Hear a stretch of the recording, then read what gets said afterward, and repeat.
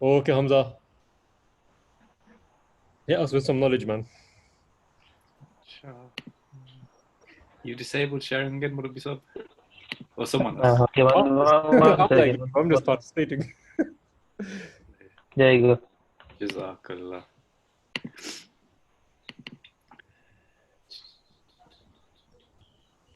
Part two, yeah. Part two, yeah. I'm waiting for Please. this all week.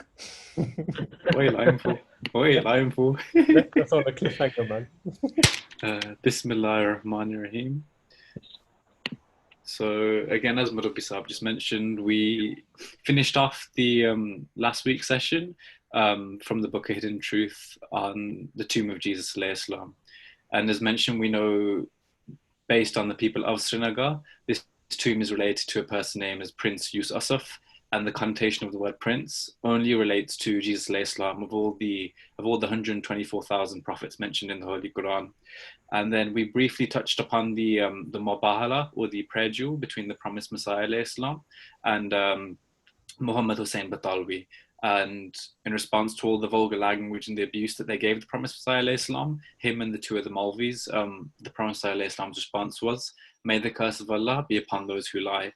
And again, we know about the shrine and the really nice smell, fragrance that comes from that shrine, just adjacent to the tomb of Jesus Islam, and the footprints that are engraved on the stone slab that relate to it being from a messenger.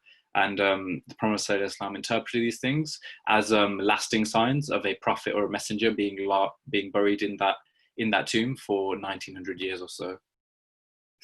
And then we come on to another proof just a few pages after, where he mentions the ointment of Jesus Islam, which is mentioned at that time. The Prophet Islam, his father was actually a physician, which I'll get onto in a later slide. And in over 1,000 books of medicine, this ointment is mentioned. And I'll just read this one quote from one of the physicians. "This ointment is prepared for injuries caused by falls and all other sorts of wounds. It was prepared for the wounds of Jesus Islam, namely the wounds he sustained to his hands and feet." And again, at that time, the Prophet Islam had handwritten manuscripts of reference to this ointment as an evidence base, but going back all the way to the 1200s or the 1300s. And just to make sure there's no bias or subjectivity, these physicians who reference this ointment, they're from all faiths. So Muslims, Christians, Jews, and those people who follow Zoroastrianism as well. And even probably the most recent evidence just after Jesus Islam was 2 centuries after the crucifixion in Rome, in one of the libraries there's also evidence of this ointment.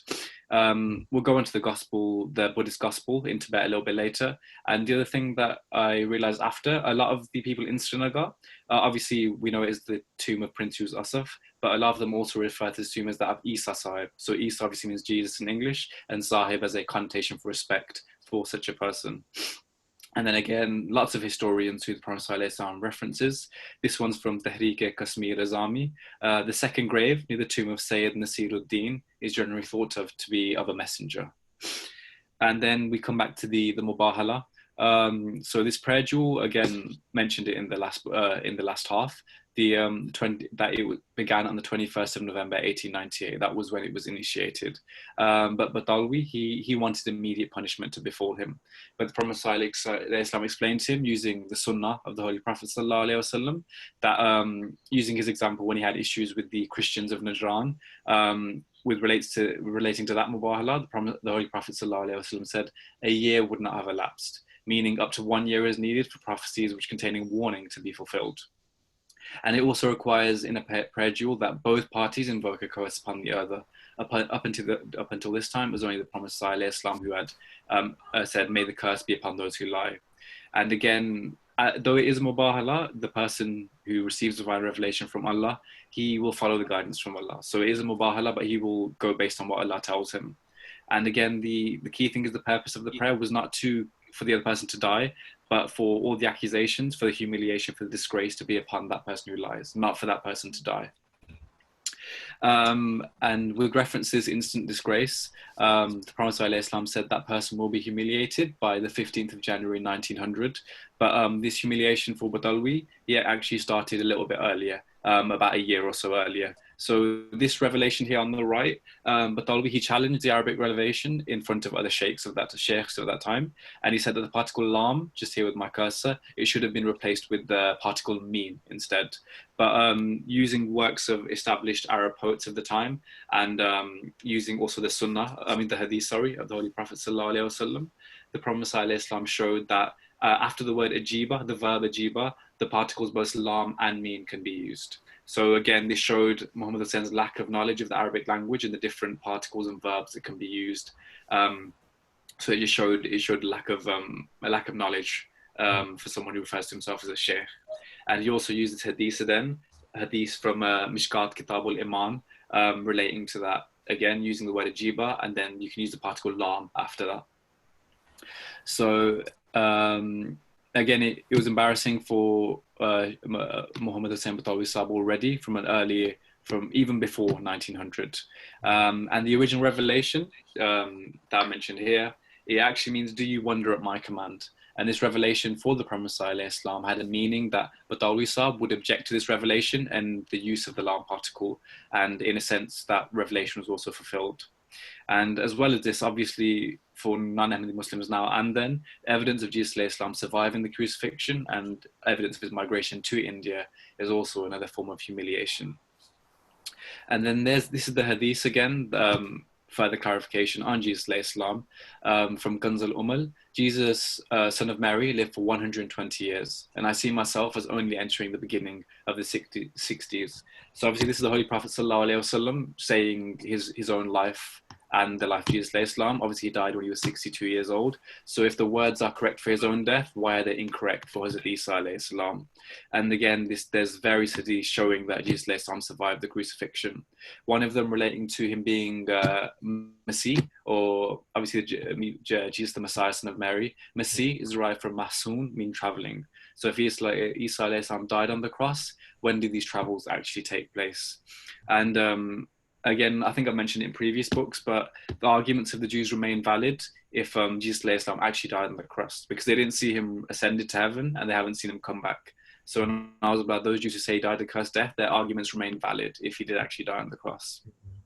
And then from a different perspective, the Quraysh who persecute the Holy Prophet ﷺ, his childhood tribe, they were more militant and vengeful and angry than the Jews. And if Allah saved the Holy Prophet ﷺ from their onslaught whilst also keeping him on earth alive, why did he feel the need to raise Jesus Islam to heaven to protect him from the Jews who weren't as bad?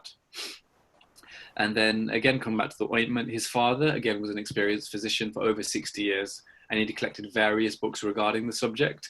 And as I mentioned previously, the Prophet ﷺ studied many of these books and found reference to the ointment of Jesus Islam in over 1,000 of these books. And again, these are written by people of various faiths, so there's no subjectivity or question of bias with these books. And those who suggest from the Gospels that he was ascended to heaven, obviously there's a lot of questions of reliability of who even wrote the Gospels. One of them, for example, the Gospel of Barnabas, they question whether Jesus Islam was actually even put on the cross, so like Muslims as well. And again, after he was taken down, he showed the disciples his wounds, and this is also from the Gospels. And he spent 40 days there in the town in Syria before he migrated, and allowing his wounds to heal. Again, all of this evidence is all like collated together to reject the idea of the atonement of Jesus Islam dying for the sins of his people, and the idea of the Trinity as well. And then after that, like as we mentioned, it's more repetition of the same sort of points, but re-emphasizing it. He traveled through Nepal, then reached Tibet, and then he spent some considerable time in Kashmir, obviously, where he passed away as well. Coming back to the Tibetan Gospel, there was a sheikh in London, Sheikh Rahmatullah, and he found this Gospel, which forms part of the ancient Buddhist text. So it showed that obviously some Jews had traveled to these lands and they had accepted the concept of Buddhism. At that time, Buddhism was more prominent than the Vedas or the Hindu religion. So it became necessary for Jesus Islam to go to these lands and to refute Buddhism and argue with the scholars of that time and promote the existence of one God. And then again, from an article of the time, in fact, the Afghans are also from among the children of Israel. And then coming towards the end of the book, to go into further research at that time, Prophet Islam, he got an expedition, a group of people, led by, obviously before he was the first Khalifa, Razillah Ta'ala anhu, Hazrat Hakim Maulvi Nuruddin Sahib. He got him to start an expedition and to travel to all these lands and to investigate books in the Pali language. Pali is a form of, is a language that promotes the Buddhism, that promotes the Buddhist holy scriptures. And he would travel to Kashmir and Tibet, and his expedition, along with others, would extend to Banaras, Nepal, Madras, and Swat. I don't know if that's pronounced right, but these are the lands suspected that Jesus alayhi salam also went to preach his message. And then he came on again. It's a lot of other proofs that in themselves you could probably go on for pages and pages. But we mentioned before about the prayer of Gethsemane, where Jesus alayhi salam supplicated to Allah to be saved from the accursed death. And again, the most pious person of that time, why would Allah, if he exists, reject such a humble, righteous person's supplications?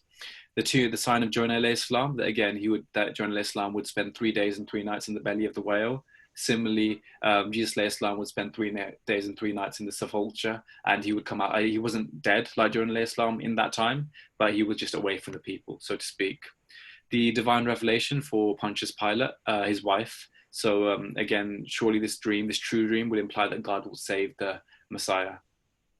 And just other things as well. He was put on the cross late in the evening, and obviously Saturday is a Sabbath day. It's a holy day for the Jews. So they didn't leave whoever was on the cross there on the Saturday. So he was only actually on the cross for a few hours. His bones weren't broken like the other prisoners or the criminals, and blood gushed forth from his side. So blood coming out shows the circulation in the body. And then again, so coming at it from a different perspective as well, finally, the 10 tribes of Israel, those that moved to these lands around India and Nepal and Tibet, they eventually became Muslims. So, and after becoming Muslims, they became kings and they became very high sovereigns of that time. And this was promised to the Jews in the Torah, that if they accepted the promised prophet, that they would become high-ranking people in terms of worldliness, in terms of they would attain to kingship. Again, they're showing the truthfulness of the Holy Prophet Sallallahu Alaihi Wasallam. So yeah, that's the whole book. Jazakallah. It's a nice summary of probably proofs in more detail in books like the Jesus in India and the Tomb of Jesus. Jazakallah. Jazakallah, Hamza. Amazing, man. And we just covered. How many pages was that? Just for everyone's knowledge. That was about 60 pages, I think. 60. Yeah. You managed to break it down into different presentations. Yeah. It's so detailed. I think it's one of those books that you have to take so many points out just from one page. I think that's why it took you so long. Yeah. It's like criminal to leave any of that information out. Yeah. There was so much more. Very. Yeah. What did you learn anything from this week? I know last week was a bit difficult for you. I think I didn't know Jesus Ointment was in so many different medical journals or scriptures or books. I didn't know that. I knew about it, but I didn't know it was that prevalent, where the Prophet ﷺ said it was in thousands of different books. And again, we can obviously he's not lying, and we can search ourselves to attest to the truth of the Prophet ﷺ, that this ointment does exist in various different journals. I think just the fact that with the shroud of Turin, the medicine the ointment was applied onto Hazrat Isa's body. Because that ointment was applied, it was actually mirrored onto the shroud. And that's one of the other amazing things, that people knew that it was used. So it wasn't like an unknown thing. And now if you go even to Pakistan, you can find it everywhere. Yeah. With my father-in-law as well, when he was in the Lahore attacks, straight away they put Marhum Isa on him. He had like splints in his body. Oh, yeah. Magically, like, because the bomb went off and everything. So it's quite dangerous. The Marhum Isa actually took those splints out, many of them. And even any wounds that you have, any cuts you have, you can supply. And I got some with myself as well. And I went there. And anytime I play football, I get injuries or wounds. And it's really really strong. It stings. Yeah. It's actually very, very good for you. So yeah, it's always good to have. And it's, like I said, like you said as well, it's mentioned in so many different places. And, it's amazing how they even knew at that time, like what. Yeah. And straight away they took him down, and quickly the companions quickly made it, and then they applied it. And that allowed him to recover so quickly. Alhamdulillah, Jazakallah, man.